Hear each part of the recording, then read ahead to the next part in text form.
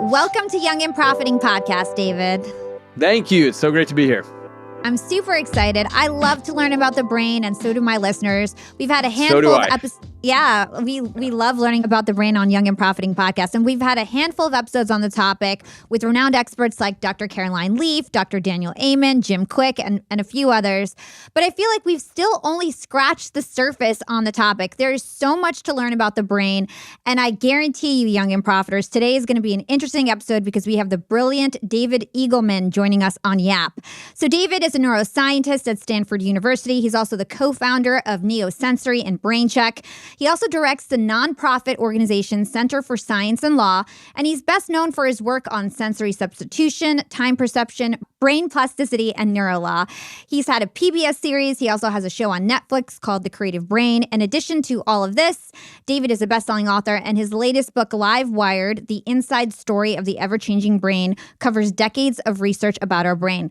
So in today's discussion, my goal is for us to learn the basics of some of David's main topics like time perception, sensory substitution, and live wiring, while also focusing on the potential future state of the human experience. We seem to be at a point in human history where for the first time ever, we may have the power to do things like add a sixth or seventh sense. And I think it's super fascinating. I can't wait to get into it with David. So David, let's open up this conversation with some background on your childhood. You had an accident when you were 8 years old where you fell 12 feet from a roof. So tell us about that accident and how it influenced you to then learn about time perception years later. Yeah, so I slipped off the roof and I ended up breaking my nose on the brick floor below. But the thing that really struck me about it was that it seemed to take a long time to fall from the roof. And so I was thinking about Alice in Wonderland as I was falling and how this must have been what it was like for her. And it felt like lots of time as I fell. And later, when I got to high school and I took physics and I learned D equals 1/2 AT squared, I realized, wow, the whole fall took place in 0.6 of a second.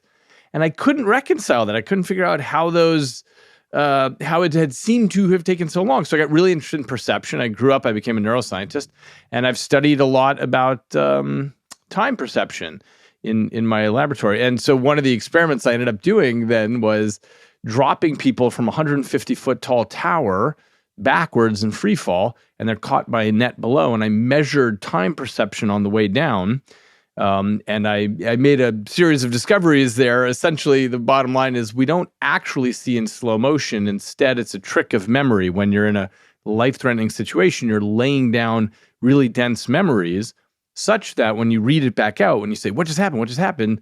It feels like it must have taken a very long time. Yeah, that's super interesting. So essentially, it's the way that we're perceiving time. It's not that time actually slows down. Our brain has evolved to perceive time in that way.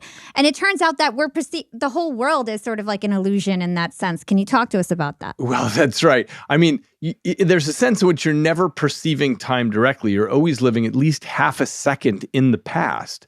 So it takes, right? Photons hit your eyes, or air compression waves hit your ears, or whatever, I touch your toe, and those signals have to travel along nerves, which are very slow. I mean, thousands of times slower than, electronic signals travel in your computer. So it takes time for this stuff to move around in the brain, get to different places in the brain, and then it has to get stitched together with other senses.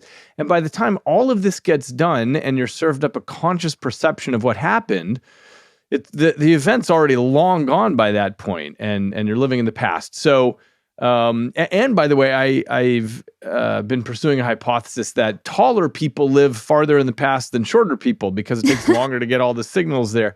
So anyway, yes, we're never perceiving time directly. And when you are thinking back on an accident situation, you are, you're probing your memory. You're saying, what just happened a moment ago? And so all you're ever perceiving is your conscious perception. Now, by the way, of course, your body can do things much faster than that unconsciously.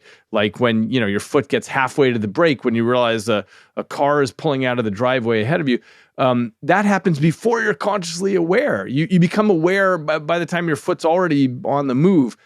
So your brain can do lots of things that way. You know, when you're hiking with friends and you find yourself ducking out of the way of a tree branch that's swinging back towards you before you even realize that you're ducking, that kind of stuff can happen. But as far as our conscious perception of the world, that's always an old story. So interesting. So I mentioned that I'm going to try to talk about the future in a lot of our conversation. And so you may not have the answer, but I'm curious. I'm sure you've thought about it. Humans hate to wait, especially as, we get more technologically advanced.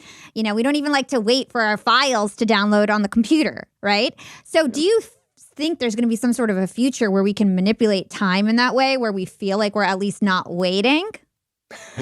I don't think so, actually, only because the human brain is enormous compared to, let's say, a housefly brain. The reason it's really hard to swat a fly is because the signals are moving around fast in that brain. I should say the signals are moving along the neurons in a fly brain exactly the same speed that they're moving with us, but it can get across the brain and do everything it needs to and get to the motor system of the fly really quickly because there's just not that much territory to cover. In contrast, the human brain is enormous. You have to cross vast swaths of territory with these signals to get stuff to happen. So there's a sense in which we are always going to live in the past. Happily, technologically, things have sped up a lot. And it's always struck me as so funny the way that we, once something speeds up, we say, oh, I never realized I could save time there, and then you can never go back. But often we don't realize there are ways that we could have saved time. Like, for example, if somebody invents something where you can wash all your dishes or wash all your clothes, like in 1 second, and then the thing's done and unloaded automatically, you would say, oh, great, I'm never going back. But, we do washing machines and laundry machines now, and it doesn't bother us too much. Yeah. So interesting. So one concept that I think is really important as we start to get a foundation of your work, and I think a lot of my listeners are really beginners, right? I think a lot of the terms that we're going to talk about in this episode are going to be brand new terms. And one of them is this concept of Umwelt, right? Umwelt. I think that's how you pronounce it. Umwelt. Yeah, that's it sounds German, right? Yeah, okay. exactly. So basically, it's this concept that our environment is perceived differently, like from human to human, right? We all are perceiving the world similarly, but differently at the same time. And so I'd love for you to explain that concept to us. Cool. Well, the easiest way to think about the Umwelt is that, looking across the animal kingdom. So, for a tick, for example, all it can detect is temperature and body odor. That's its only signaling mechanisms. And so its world is built out of that. Or for the blind echolocating bat, its world is built out of these, echoing sound signals. It lets out a chirp and it gets an echo back, and that's how it figures out the three-dimensional structure of the cave it's flying through.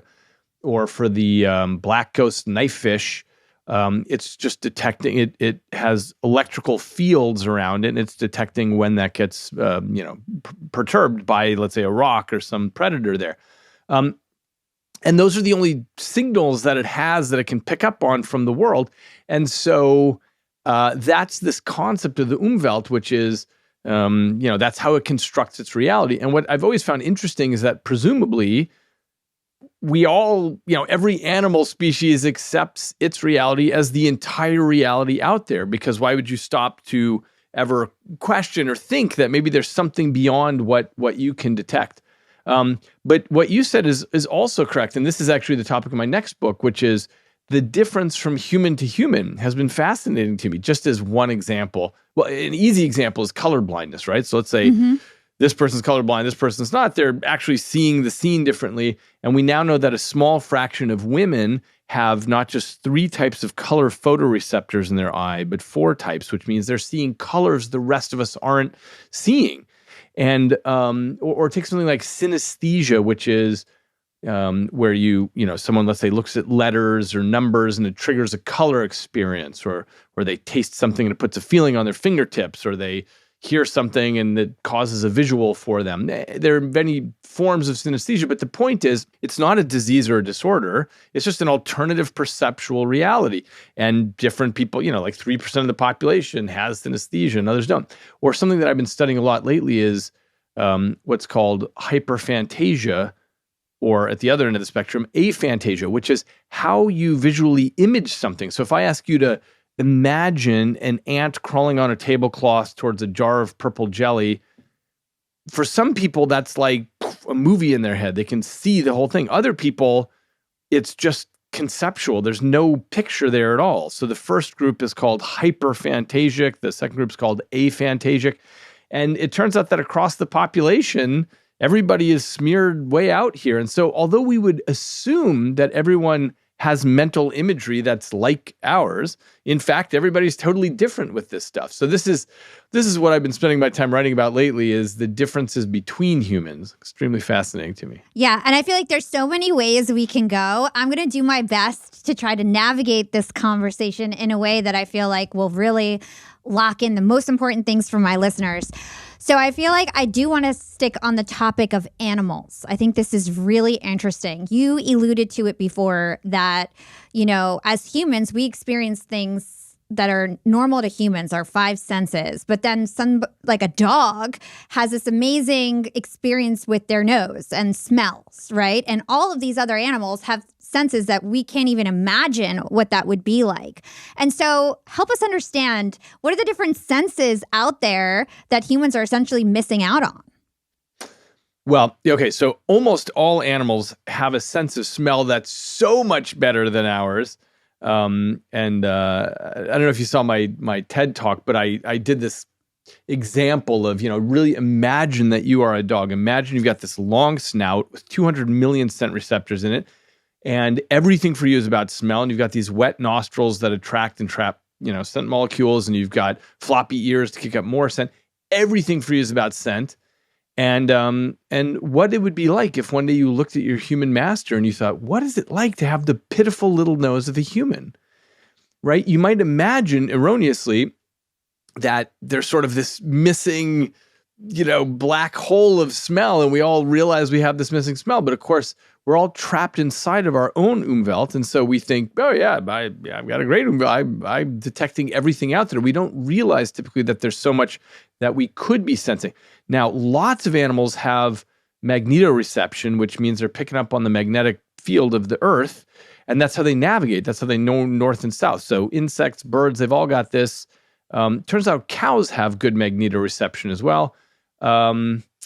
There's, some animals see in the infrared range. So rattlesnakes, for example, they have these heat pits and they're picking up on infrared radiation. Others, like honeybees, see in the ultraviolet range. These are things that are just totally invisible to us. We don't pick this up at all. And I've been studying this for many years because I'm fascinated by the idea that there may be things that animals are picking up on that we can't even get. We're not even going to know for the next, 50, 100 years when someone realizes, oh my gosh, it turns out, antelope are picking up on this thing that we didn't even realize was a thing. So when you really study the biology across the kingdom, you find that there's lots of information out there and we are extremely limited. And I think this is a very counterintuitive thing to think that your biology actually constrains your perception of reality. Yeah, it is mind-blowing to think that like animals are having a totally different experience than you are, and I could be sitting here, there might be sounds that are going on that I don't even hear right now and you don't even hear right now, which to me is just so crazy to even think about. We're so set on this is the way that the world is that we never stop and actually think about these things. Oh yeah. And it turns out, and by the way, sounds, yeah, there are lots of animals that hear in what we call the infrasonic range and the ultrasonic range. So we hear from, the details don't matter, but, from 20 hertz to 20,000 hertz. Don't worry if you don't know that. But, it's just, that's the range of human hearing. But there are animals that are communicating way above that and having conversations all the time. Lots of insects and frogs and whatever. And elephants are communicating at the ranges below that. They're feeling it with their feet in the ground. They're feeling these bumps and so on and signals from other elephants. And this is totally invisible to us. Do all animals and humans, have we evolved our senses based on our environment? Yeah, that's exactly right. The reason that we see in this very narrow range that we call visible light is precisely because that big ball of fire in the sky, the sun, is optimally giving, photons that bounce off things on our planet's surface in that range. In other words, lots of stuff doesn't get through the atmosphere, so it wouldn't be useful for us to pick up on many of these other ranges. And so, yeah, we pick up on stuff that's super useful to us. Yeah, and then I guess we just evolve and start to focus on certain senses that are more helpful than others, which I guess is why humans really focus on vision and hearing, I think, more than other senses. That's right. Now, it's not clear, for example, why we have lost so much skill with smell. But everything is constrained. So if you're getting better at this and you're devoting more real estate in your brain towards vision, then you're going to lose some real estate in smell, for example. And so somehow when everything balances out, we've ended up exactly as we are. Yeah. So something else that I found really fascinating when I was studying your work is this idea that we all have these different senses. All the animals have different senses, but the material of our brain, from my understanding, is very similar, at least with primates and mammals, right? To me, I thought that our brains would be totally different. I mean, humans have took over the world, right? So we think we're really special, but in fact, our brain is made up of the same thing. So talk to us about that. That's right. Well, both statements are true. I mean, we are really special because our brains are running algorithms just slightly differently. And I can talk about that, why we have taken over the whole planet compared to all our brethren in the animal kingdom. But yes, it's all made of the same stuff. If I showed you a brain cell, a neuron from a human, a horse, a cow, an insect, a squid, you couldn't tell me they all look the same. They're doing exactly the same thing. It's just a cell that has these, things that these sort of roadways that come off of it, and we give them fancy names, and they have, but it's just a cell. It's just, trafficking proteins around and putting receptors there and spitting out chemicals, and it looks exactly the same across the animal kingdom. And so all that we're doing, all Mother Nature is doing, I should say, is, just wiring this up in different ways. Yeah. So I think this is a great place to kind of get an understanding of plasticity and live wiring and the difference between it. So you called your book Livewired, and you could have called it brain plasticity, but you called it Livewired for a reason. So talk to us about the distinction between plasticity and your concept of Livewired. Yeah. Brain plasticity is what we term this in the field. And this just means, the ability of the brain to reconfigure itself. So neurons, the cells in the brain, are spending their whole lives, plugging and unplugging and seeking and finding other places and changing the strength of their connection with other neurons. Each neuron connects to about 10,000 other neurons. And this changeability is what we call plasticity. I call it live wired nowadays, live wiring, because plasticity feels to me just a bit like an outdated term, in the sense that this was coined about 100 years ago because people were impressed by plastic manufacturing. And the idea with the material plastic is that you mold it into a shape and then it holds on to that shape. And that's what's useful about plastic. So the analogy to the brain that people saw was, you learn the name of your fifth grade teacher, and all these years later, you still remember that name. So it's like the system, got molded by the information that came through, and it held on to that information. And so that, stands as a very good analogy. The only thing is, with 86 billion neurons constantly changing every moment of your life, reconfiguring, it seemed to me that plastic was maybe a little too milquetoast a term for it. So that's why I'm using the term live wired, because what really opens up when we start studying this in depth is an entirely new way to think about this and to build technologies moving forward. And that's one of the things I'm going to be doing, speaking of the future of the brain, is building live wired devices. So instead of being something like, a phone, which, becomes outdated and eventually the technology is not good enough and you just throw it out because it's, a layer of hardware with a layer of software on the top. What if you could build something like a brain that is constantly reconfiguring and learning and getting better with time? Yeah. So from my understanding, neurons are essentially fighting with each other for relevancy. Well, that's right. So this is the framework that I put forward in the book, is that the right way to think about the brain actually is like a Darwinian competition where each neuron is fighting for its own survival. And when you look at single-cell organisms, they're spitting out chemicals as a defense mechanism. And when you look at neurons in the brain, they're doing the same thing. It's just that we call those neurotransmitters, and we say, oh, look, you're passing information along. But I don't think that was the intention. I think it's cells all fighting for survival. And in one of these, amazing, bizarre biological, results, you get a human brain out of this. But yes, many of the neurons in your brain die. And what you get, in your first 2 years of development is this massive overgrowth of all these things growing like a garden that's going nuts. And then from about the age of 2 onward, all you're doing is you're really pruning the garden. You're taking things away. And cells all over your body actually have this way of committing suicide. It's called apoptosis, where, it's not that they're dying because of injury or something and releasing inflammatory chemicals. It's that they're saying, okay, I'm done here. And they fold up shop and they carefully kill themselves. And so this is a majorly important part of how the brain develops.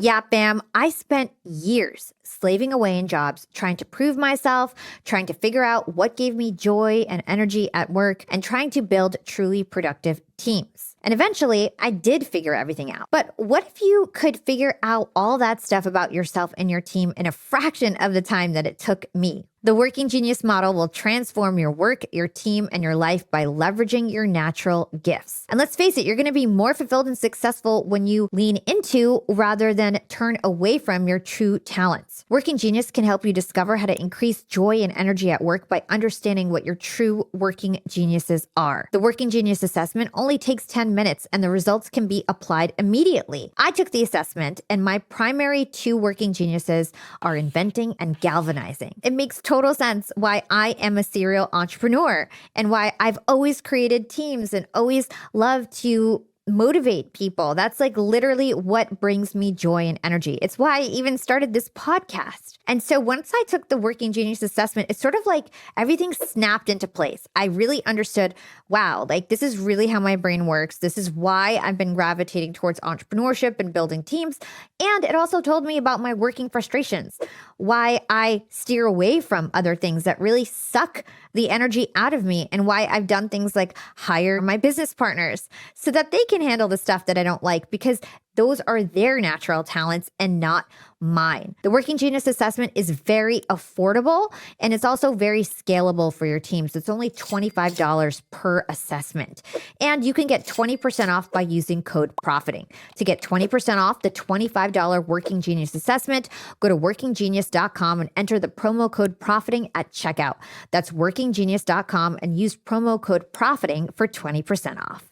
We're born with a certain amount of neurons. They're making more connections. And I'm trying to get more information about this because I want people to understand like how senses work and why somebody who's blind, for example, can hear really well, and how those neurons actually can be, I guess, reutilized for something else, because neurons need to stay relevant. Yeah, okay, so that's exactly right. So it turns out that in the brain, no territory lies fallow. Everything is going to get used. And so we think about this area at the back of the head, we think of that as the visual cortex. But yes, if you go blind, it's no longer the visual cortex. It gets taken over by hearing, by touch, by memorization of words, by lots of things, because it's perfectly good territory. Now, the territory I'm talking about is called the cortex, which is the outer wrinkly bit of the brain. And the cortex is, we have more of it in relation to our body size than anybody in the animal kingdom. This is sort of the magical stuff that makes us really good at what we're doing. So it turns out that cortex is a one-trick pony, which is to say, it's not that this is fundamentally visual and that's fundamentally auditory and for touch and for, controlling the motor system, but instead any of it can trade off with any other of it. And so the really special thing with humans being live-wired is that we drop into the world half-baked and we absorb everything around us. That's how you absorb your language, your neighborhood, your culture, your parents, your way of acting in the 21st century, and so on. In other words, if you were born with exactly your DNA 1,000 years ago, you'd be a really different person. If you were born 10,000 years ago, exactly you with the same DNA, and you ended up in the world 10,000 years ago, you'd be totally different in terms of your cultural beliefs, whatever weird, animistic religion you believe in, whatever kind of, thing is appropriate for, burning people at the stake or whatever, or how you hunt a lion or stuff like that. You would just be a different kind of person. And this is because we absorb the world around us. And this is what I flagged a little bit earlier.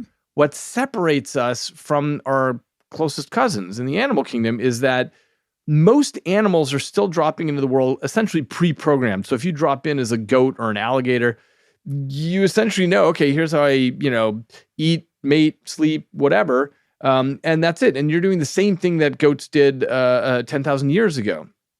But when you drop in as a human, you, in your first several years, essentially get to learn everything that humans have discovered up until now, and then you springboard off the top of that. And that's what has led to the success of our species. We've taken over every corner of the planet. We've gotten off the planet.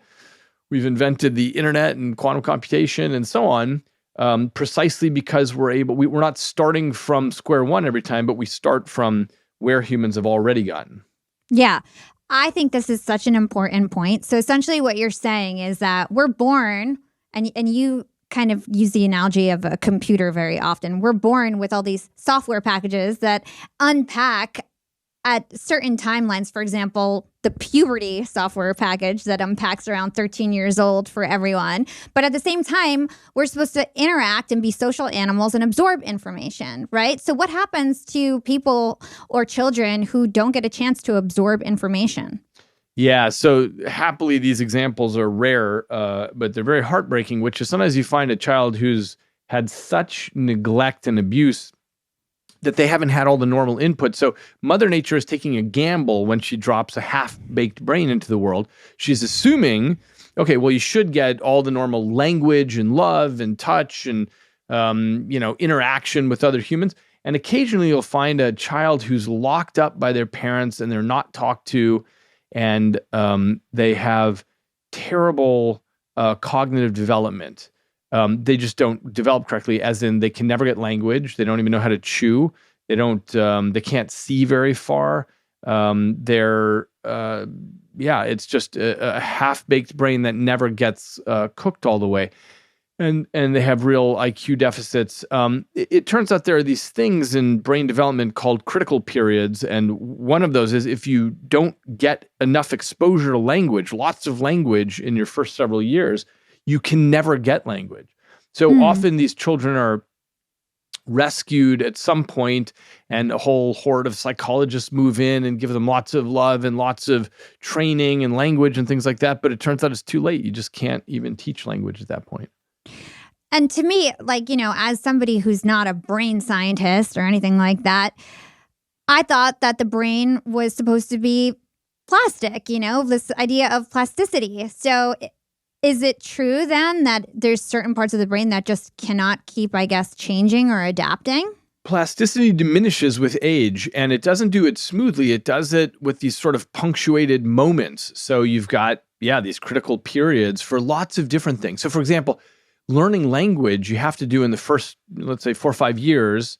If you're not exposed to language, you just can't get it. But other things, like let's say accent, if you move to a new country before the age of 13, you typically won't have any accent in the new country. But if you move after the age of 13, it's very difficult to sonically morph into that culture. You'll always retain an accent. So I use in the book an example of Mila Kunis and Arnold Schwarzenegger, both of whom were born outside of America. But Mila Kunis moved here when she was 7 from Ukraine. She'd never spoken English before, but she doesn't have, you can't tell that she has any accent to her American English, but Arnold Schwarzenegger moved here when he was 20. And so it was too late for him to get rid of his accent. So anyway, the point is there are many critical windows that happen here with learning. That said, there are many things where you retain plasticity your entire life. So for example, your body as controlled by your motor system and your sensory system from your body, this is plastic your whole life. You can learn how to kiteboard or parachute or you can learn all kinds of new stuff, take up a pogo stick if you want, at any age. But things like your visual system, that gets less and less plastic with time because it says, okay, I got it. This is what the world looks like. And it sort of hardens into place. Young and Profiters, when I started this podcast, I had a team of about 20 volunteers for 2 years. At the time, I didn't really have a business. I just had this podcast and I knew how to do every part of the process. So I would just recruit interns and teach them things. Now, fast forward, we're a 7-figure business. We need to hire people that I don't know how to do their jobs, but we're a small company. And so I don't have an HR team. I don't have recruiters that work for me. And we needed secret sauce to get our A players in the door. And that secret sauce is Indeed. Indeed is the world's best matching and hiring platform where you can find, vet, and lock in the best talent all in one place. You no longer need to bounce from job site to job site. Let Indeed do all the heavy lifting for you. Their matching engine can help build your dream team fast. I'm so glad I found Indeed when I did because our hiring now is just so much more effective. We don't have wasted cycles anymore. We find high quality candidates the moment we put up a job post. These people have already basically been vetted by Indeed's matching engine, which, by the way, gets better the more that you use it. And in terms of the quality of the candidates that you'll get with Indeed, a recent survey found that 93% of employers agree Indeed delivers the highest quality matches compared to other job sites. Join the over 3 million businesses worldwide that use Indeed to hire A players fast. And listeners of this show will get a $75 sponsored job credit to give your jobs more visibility at Indeed.com/profiting. Just go to Indeed.com/profiting and support our show by saying you heard about Indeed on this podcast. Indeed.com/profiting. Terms and conditions apply. Need to hire? You need Indeed. So I'd love to get your breakdown of how it actually works to hear or see. Like, what's the mechanics behind that? And if you can go over your Mr. Potato Head model. Yeah, well, so it turns out that we've got these sensors like our eyes, which are these two, spheres in the front of your skull that pick up on photons. And they have chemical reactions. They pick up on photons and they send electrical signals back into the darkness of the brain. And you've got your ears, which are picking up on air compression waves, and it's a very sophisticated little machine, and it breaks frequencies of sound down into different areas, and it sends spikes into the darkness of the brain, and so on.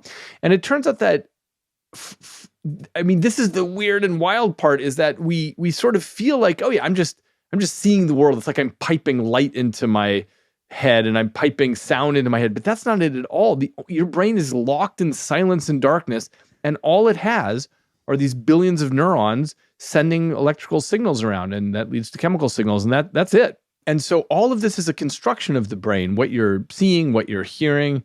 And this is a very wild and deep thing to get your head wrapped around. But anyway, that's just the biological truth of it. And so my potato head model that I proposed a little while ago was that it actually doesn't matter how you get the information into the brain, as long as you get it there. You can send information through a very unusual channel, and as long as the information gets there, the brain will figure out what to do with it.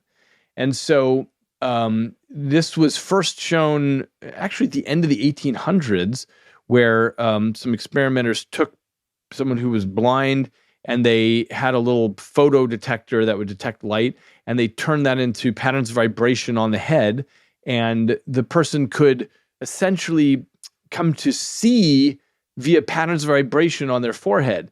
And this is so unusual to think about sight that way. And then I'll mention in 1969, another scientist put blind people into a modified dental chair, which had this little grid on the back, and it would sort of poke you in the back in various ways. And he set up a video camera, and whatever the video camera was seeing, you would feel that poked into your back. So if it was a face or a square or a coffee cup or a telephone, you'd feel the shape of that poked into your back. And blind people got really good at being able to see the world this way. And so it turns out it doesn't matter how you get the information in there. The brain will say, oh, I got it. That's correlated with something out there that's useful, and I'll figure out how to perceive it. Really, really interesting stuff. So I know that you've been using skin in a really unique way, and now you have a product, a wristband, where you're actually helping deaf people. Can you tell us about that? Yeah, so I got interested in my lab many years ago about this question of could we make sensory substitution for people who are deaf? Could we feed in the information that would normally be going to the ears via a different channel? And there are actually 212 different reasons you can go deaf genetically. And most of these are not, something that you can do anything about at the moment.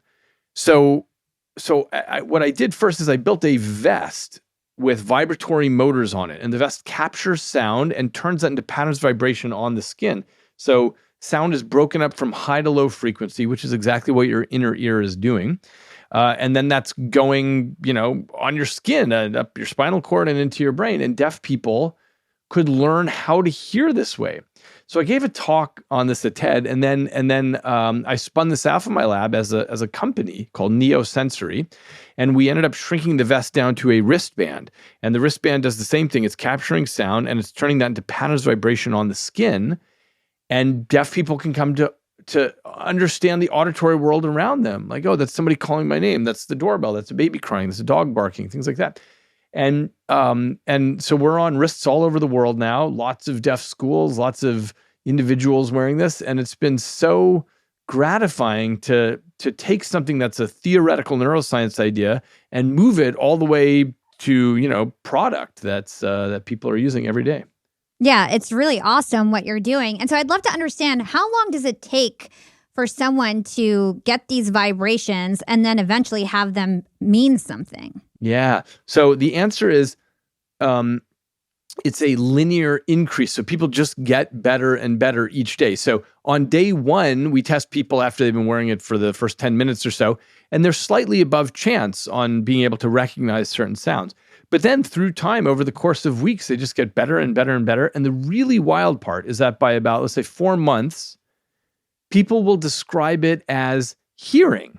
So I'll say, look, when the dog barks and you feel vibrations on your wrist, do you think, okay, wait, I just felt something. What is that? It must be something, maybe there's a dog out there. So they say, no, I just hear the dog, which sounds crazy, except that's what's going on with your hearing. You feel right now like you're just hearing my voice out there, even though it's all taking place in your head. You've got spikes running around and you think, oh yeah, that sounds like Eagleman's voice. And then you attribute it to some source outside of you. But that's what it becomes when you're listening through the wristband. Yeah. And from my understanding, this is called Qualia, right? And it's... Yeah, Qualia is the term we use for the private subjective experience we have of something. For example, colors don't exist in the outside world. There's just different wavelengths of light, of electromagnetic radiation. But we perceive it as, oh, that's red, that's green, that's, fuchsia, whatever. And that's a qualia. That's a private subjective experience we have of what's going on out there, even though it's really just spikes in the dark. So then would you say that humans eventually could have a sixth or seventh sense that just feels natural to us? So that's what I've been working on for a while now, which is, given that all these other animals have other kinds of things they can pick up on, what does it mean if we feed in that information? And the answer is yes, we can absolutely have sixth sense, maybe many more. We don't have any idea yet what the limit is on that. But the idea is, what can we pick up on, computationally or with any machine or whatever, and then feed that into you? So for example, something I've been very interested in is perceiving infrared light. So you can set up, we've set this up with the wristband very inexpensively. For $5, you set up these infrared bolometers, they're called. They're just picking up on infrared light, and you can walk around and feel the temperature of things around you. And I can, as I'm walking through a parking lot, I can feel which cars have been parked there for a while versus which have just arrived in the last 20 minutes, because the engine block is a totally different temperature. But it's just something I know as I'm walking through. I'm just feeling that information. Or if I come across two chairs, I can tell which chair was more recently sat in because there's still a temperature signature on it, and so on. There's a million things about this that, one can just come to perceive a new sense, but you can have much wackier things. We actually have 70 projects in progress. If anybody's interested, go to neosensory.com/developers, and you can see our blog of all these different projects we have. So, stock market or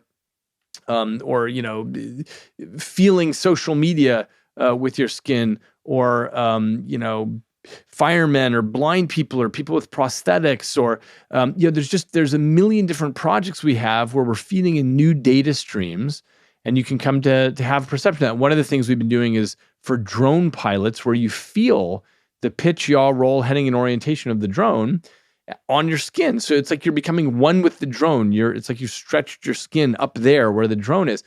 And pilots can become much better at flying drones this way in the fog and in the dark. And in fact, right now I'm working with a couple of young engineers in Ukraine to implement this for their defense.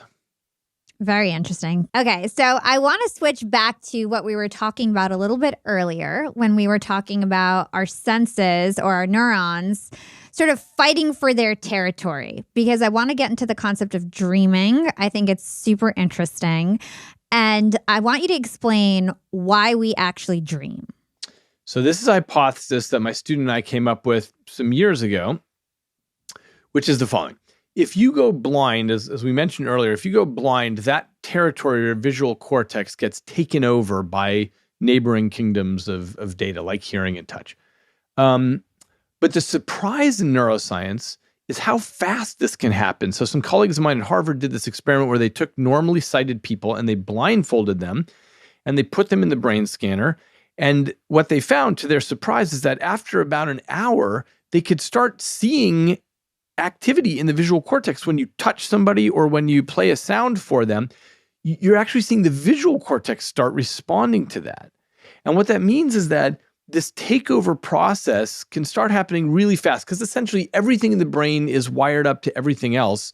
There's these very long distance connections such that everything has, roadways to get wherever it needs to get. And so somehow this takeover starts after about an hour.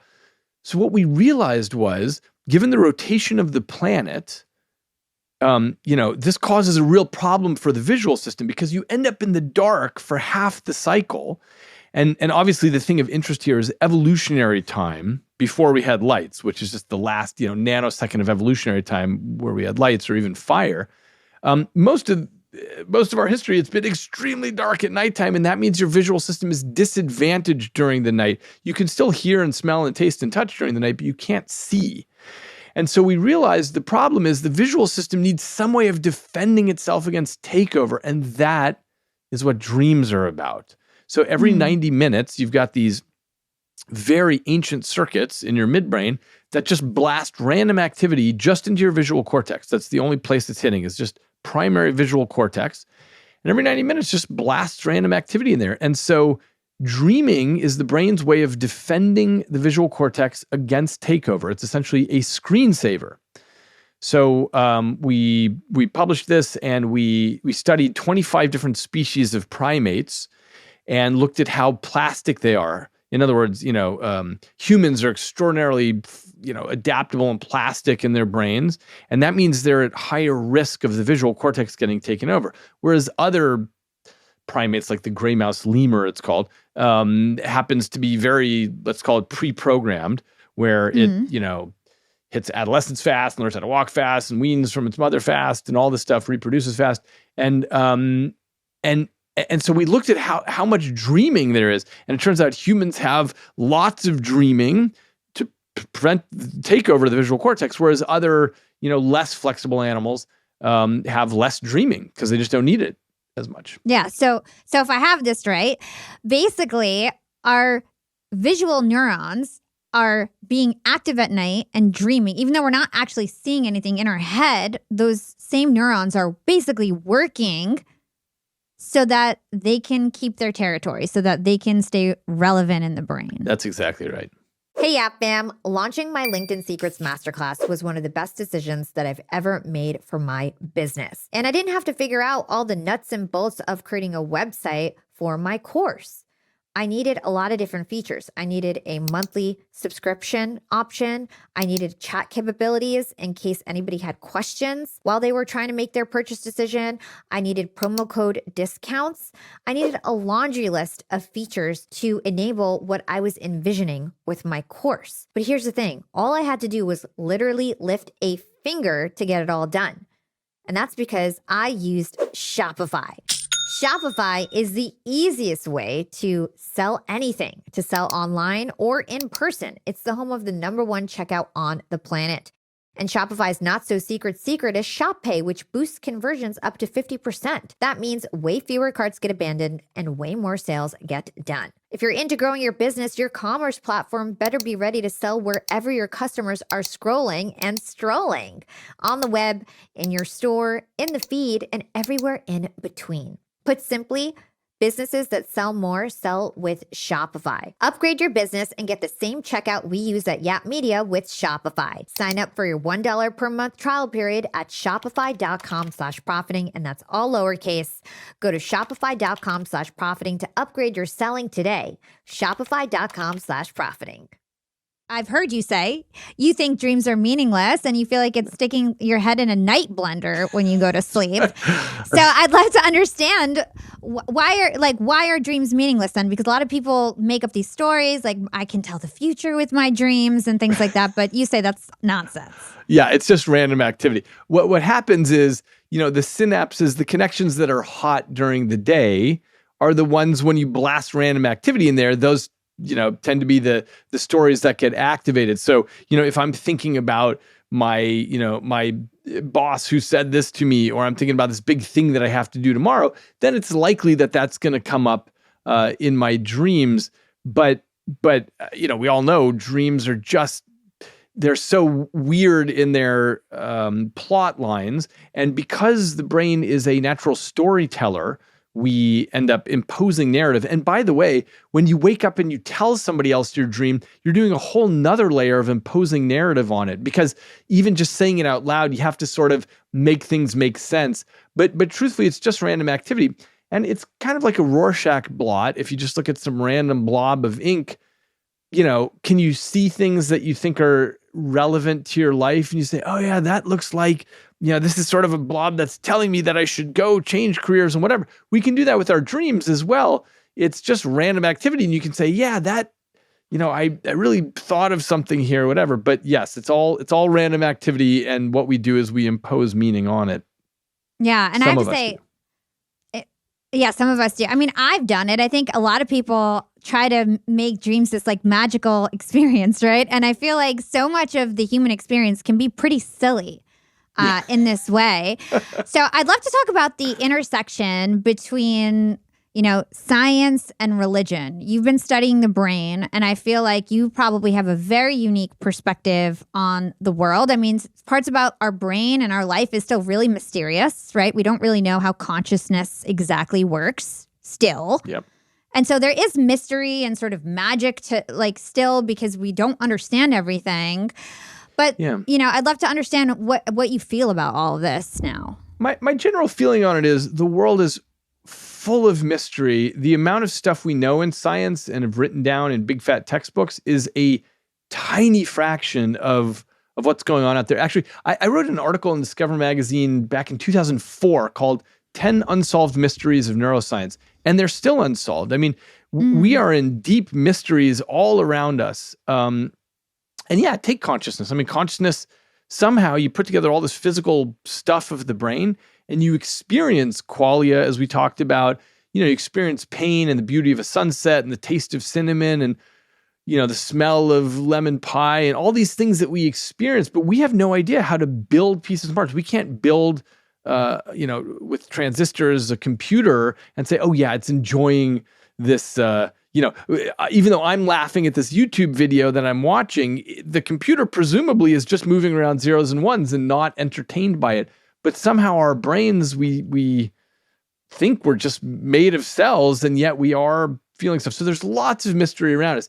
To my mind, the best way to tackle these mysteries is the scientific method. And this is so new for humans. I mean, this is really just the last few hundred years that we've kind of gotten this right, essentially since the Renaissance, about doing science, which is it's nothing but a method of saying, okay, we're going to lay out our hypotheses on the table and we're going to do careful experiments. We're not going to fool ourselves into believing something unless there's evidence that supports it.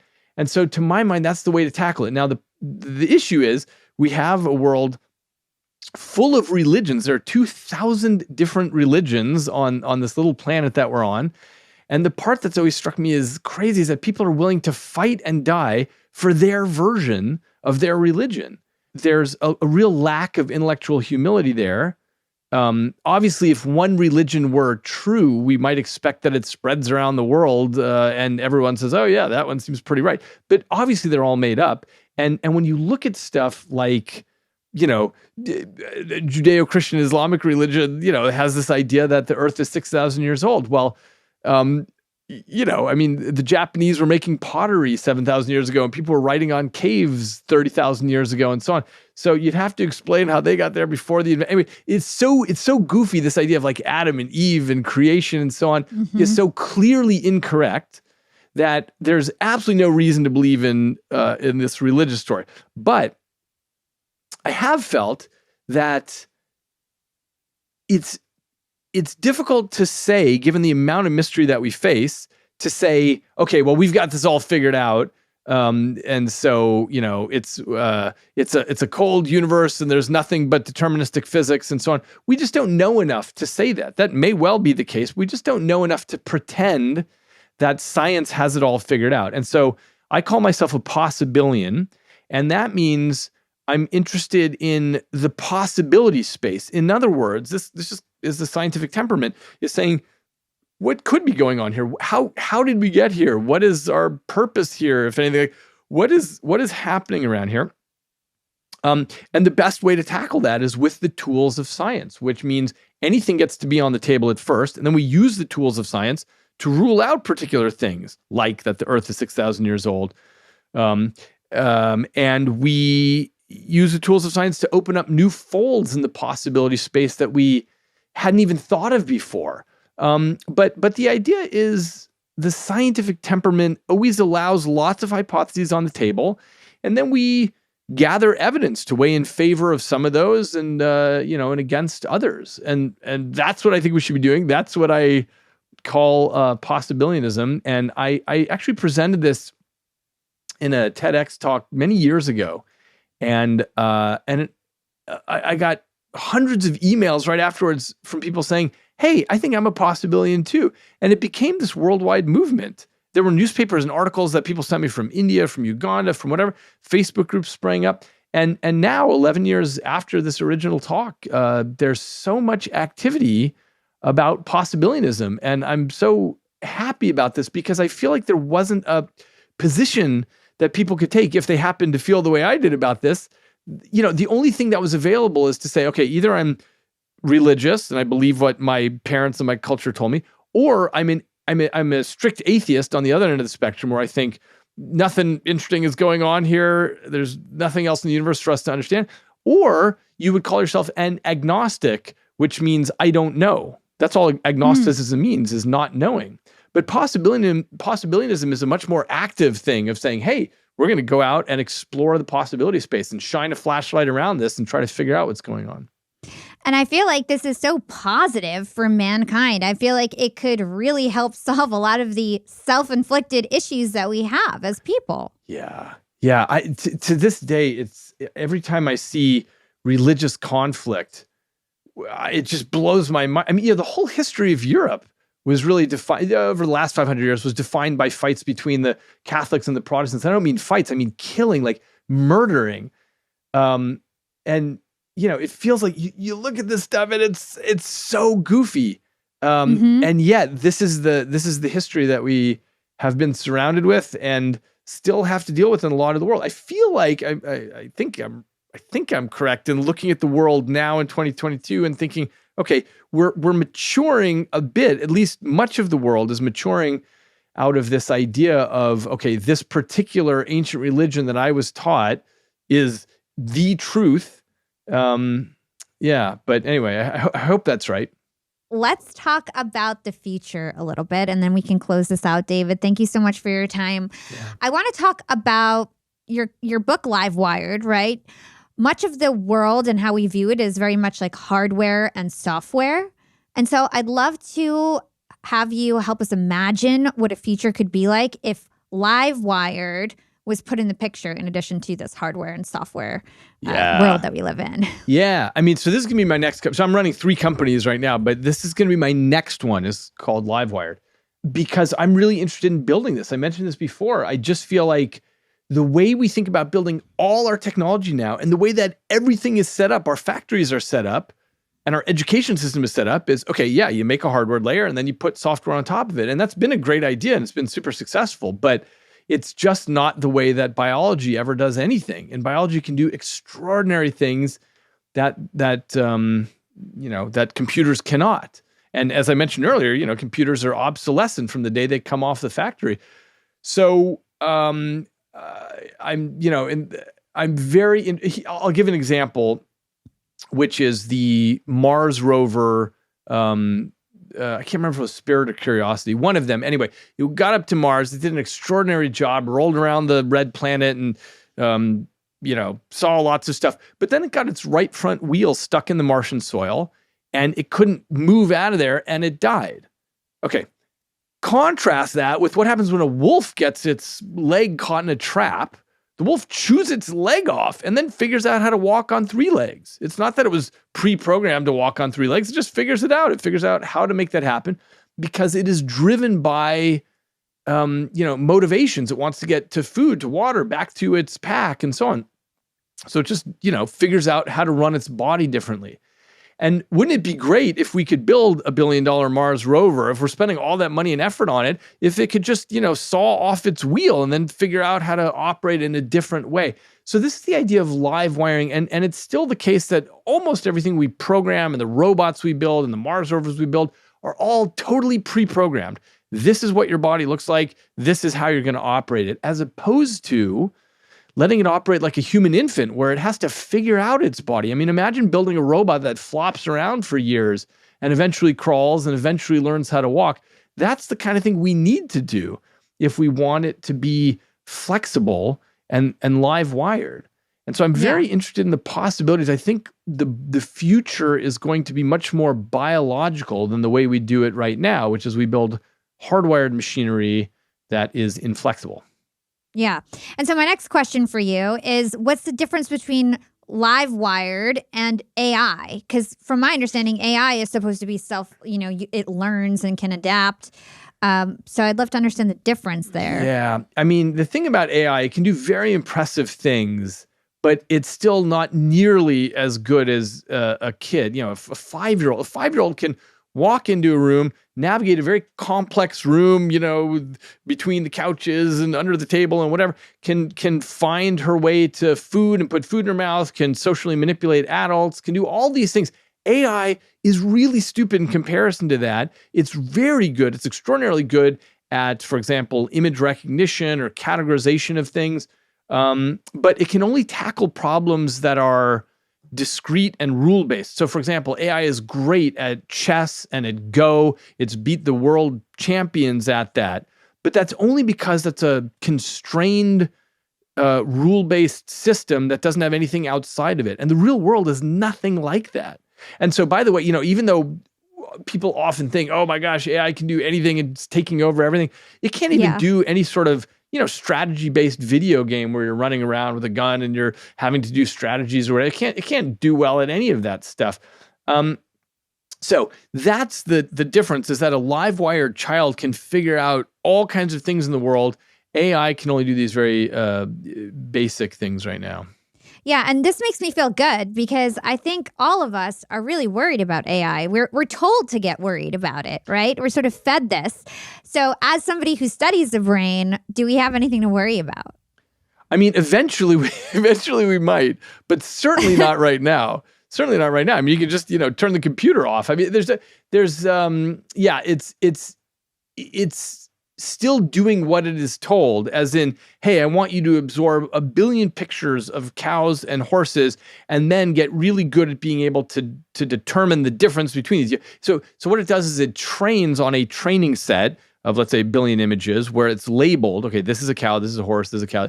And then it's extraordinarily good, better than a human at discriminating cows from horses. But in real life, we don't have training sets with billions of examples. We don't have that luxury. You have to learn everything on the fly. All animals do have to learn the world on the fly and get good at it. And this is where we outshine AI by a long way. Okay, my last question to you on the future, and then we'll round out this interview, is really about how you imagine mankind in the future in terms of our brains, in terms of maybe live-wired materials. Tell us about how you imagine the future, knowing all that you know. Yeah, it's going to be pretty different. I mean, for one thing, we'll be much better at actually being able to measure what's going on in the brain. So for example, right now our best technology is called functional magnetic resonance imaging, fMRI. You stick somebody in the brain scanner and you can tell sort of crudely where the activity is happening in the brain. And, we make all kinds of theories and we do, I've written hundreds of papers on this topic, but the fact is it's a crude technology. What we really need to understand how the brain is working is to be able to see the activity in each one of the 86 billion neurons in real time. And they're each chattering along, 10 to hundreds of spikes per second. We're nowhere near that kind of technology, but eventually we will get there. And that will generate a completely different kind of understanding of how the brain actually works. We're still missing really most of how the brain is actually doing what it does. And when we get to that point, we'll be able to read and write, from the brain and to the brain.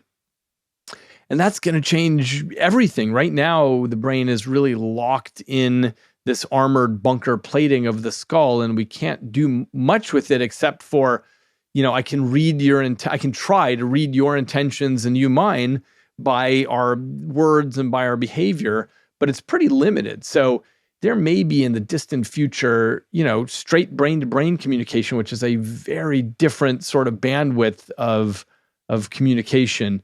So that's one thing. I think another thing is that we'll be experiencing completely new senses. It'll just be trivial for everybody to experience, whatever, infrared and stock market data and what's going on social media. These things will just be like getting eyeglasses for a kid. We'll have all that.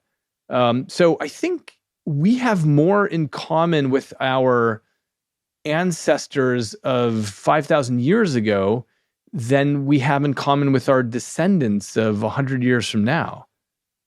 Wow. That is powerful. Awesome, David. Well, I end this show with 2 questions that I ask everyone, and then we do something fun at the end of the year with them. So you're right at the end with us. What is one actionable thing our young and profiters can do today to become more profitable tomorrow? Seek novelty. So the key is doing things that you're not already good at, because that's how you exercise the brain and build a stronger brain, is by doing things you have not done before. Okay, so challenging your mind, learning new things. Yeah. And what is your secret to profiting in life? Relationships. It's all about other people. The brain has an extraordinary amount of its circuitry devoted to other people and making models of them and understanding them. And I think one of the key things in life, especially now during our polarized era, is to really try standing in the shoes of other people, especially people that you're disagreeing with, and try to understand the world from their point of view. Awesome. That's awesome. That was one of the biggest themes this year, is everybody was talking about relationships. So very cool, David. Where can everybody learn more about you and everything that you do? Eagleman.com. Awesome. Well, thank you so much for your time. Thanks. Great to be here.